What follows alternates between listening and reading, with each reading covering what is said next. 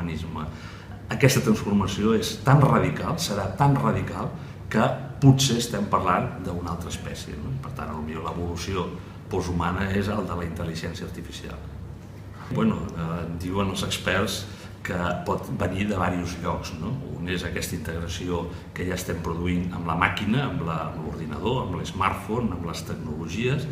Altres científics estan treballant el tema evolutiu de la pròpia genètica humana, per tant, aspectes cognitius, aspectes genètics, aspectes socials, també ha sortit en el debat, és a dir, hi ha una transformació de si pensem diferent, potser ens governarem i ens organitzarem de forma diferent. Per tant, és aquesta transformació que alguns auguren en els propers anys, que serà com una curva en la qual exponencialment la tecnologia ens canviarà en la nostra condició d'éssers humans i es dispararà fins al que alguns d'aquests futuròlegs parlen de la transhumanitat o del posthumanisme. El que nosaltres hem intentat explicar és que això està molt bé, però potser hem de treballar a fons el propi ser humà. I per tant hem sortit dient més humà. Per què més humà? Perquè les tecnologies, evidentment i inevitablement, segurament avançaran en aquest sentit, però el que no podem quedar-nos enrere és en els propis valors que han sustentat fins ara principis com la dignitat, la llibertat, la igualtat, la democràcia, on queda el paper de la nostra governança democràtica. Alguns diuen que les decisions no les entendrem, és a dir, que aquesta visió evolutiva de la intel·ligència artificial, dels superordinadors en aquests moments, la intel·ligència humana, si no es capacita, si no es millora, no l'entendrem. Clar, des del punt de vista del que jo anomeno humanisme avançat, l'important potser no és augmentar les nostres capacitats estrictament tecnològiques o cognitives. El que, des del meu punt de vista, cal és una millora, un perfeccionament integral del ser humà. No estic dient, per tant, res nou, però sembla que ho anem oblidant en aquesta etapa en la que ens diuen que el progrés i la capacitació del ser humà cap a altres estadis evolutius simplement sigui tecnològica o cognitiva. Per tant, on queden altres factors, a sortir les emocions, els valors, etc., on queden aquestes funcions estrictament humanes que, el pensament crític, que si les perdem és potser quan el transhumanisme el que fa és deshumanitzar-nos. Si la integrem, si realment anem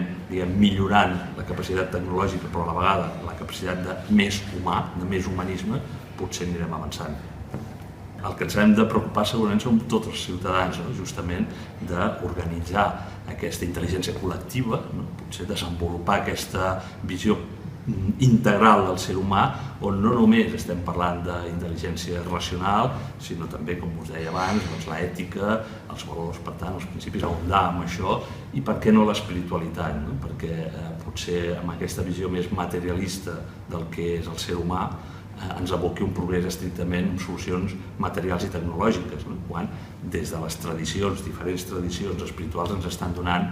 eines i reforç justament per ser més humans i augmentar capacitats. En aquest divorci que hem tingut fins ara de ciència, tecnologia i visió ètica o espiritual,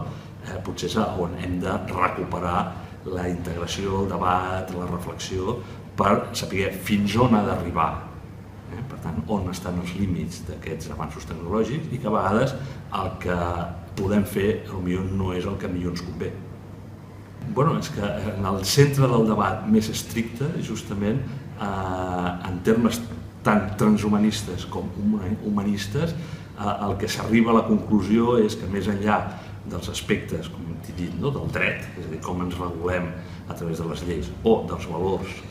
filosòfics, ètics, justament com estem parlant de la condició humana hem de tornar a parlar i posar sobre la taula les eternes preguntes. És a dir, qui som, cap a on anem, què volem fer de la nostra vida, del nostre planeta, i si nosaltres som criatures o co-creadors o sortim de l'atzar. Per tant, justament és necessari tornar a posar aquestes preguntes que venen moltes vegades també de les tradicions espirituals per veure si podem entendre si realment aquesta transhumanització aportarà beneficis en la integració de la persona humana, no només en un aspecte estrictament cognitiu i tecnològic, o ens deshumanitza i, per tant, ens aboca,